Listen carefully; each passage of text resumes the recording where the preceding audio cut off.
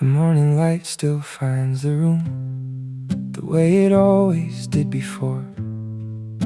It paints the curtains golden white and settles softly on the floor.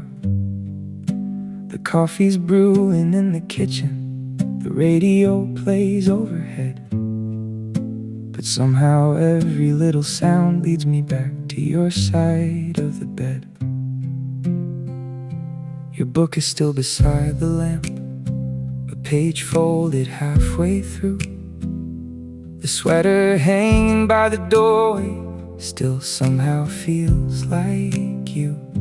Funny how the smallest things can hold the heaviest weight. 1,000 ordinary moments now arrive a little late.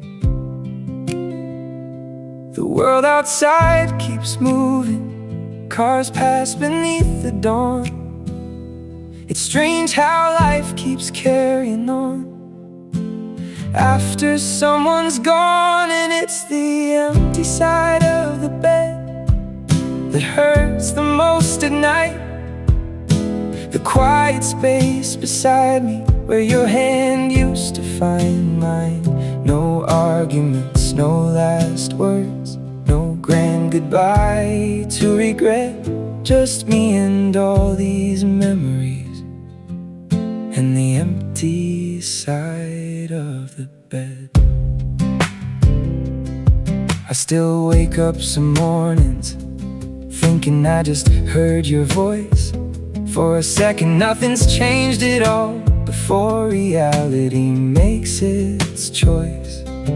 The clock keeps counting minutes, the calendar turns its page, but grief has never cared much for numbers or for age.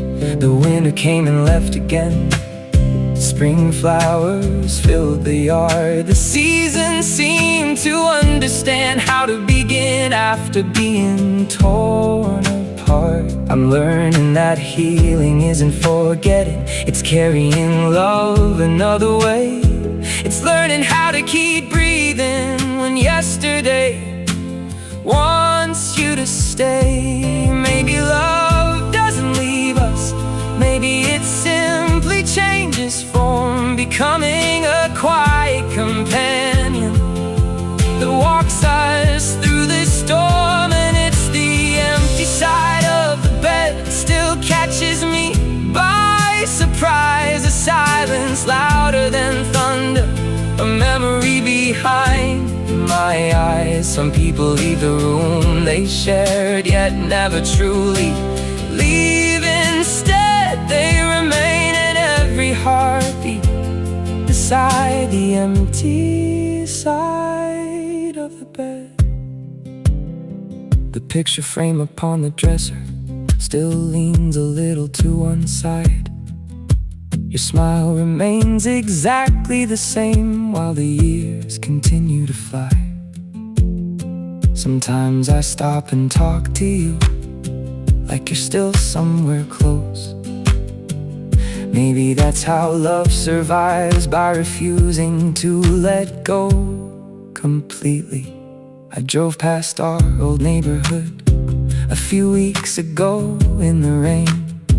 The trees were taller than I remembered, but the streets look just the same. The little cafe on the corner still opened at 8:30. Funny how the world remembers places long after it forgets the dates. Some nights I sleep a little easier, some nights the silence wins. Healing doesn't move in straight lines, it circles back again and again. But the tears don't scare me anymore, they're proof that love was real. Some wounds don't need to disappear for a heart to finally heal. If I could borrow one more evening, just one ordinary night, I'd choose the simplest moment, you reading while I turned off the light.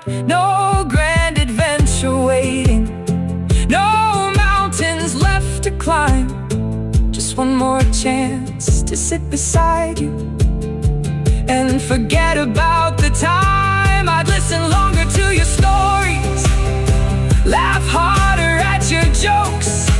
I'd memorize the sound of your voice in every word you spoke, because nobody ever tells you when a moment will be the last.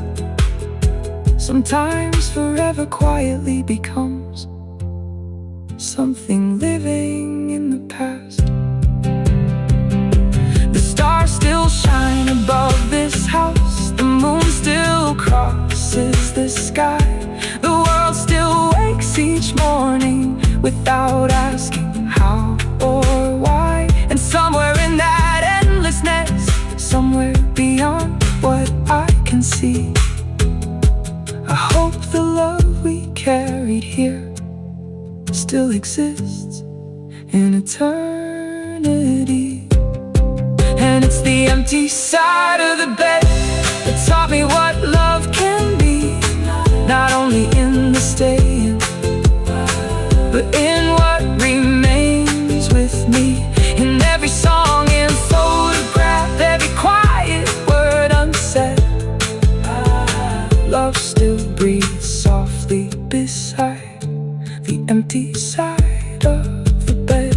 And it's the empty side of the bed that no longer feels quite the same, because the emptiness slowly filled with gratitude instead of pain. The love we built still lives somehow in every road that's left ahead, and every step I take still carries the life we shared instead.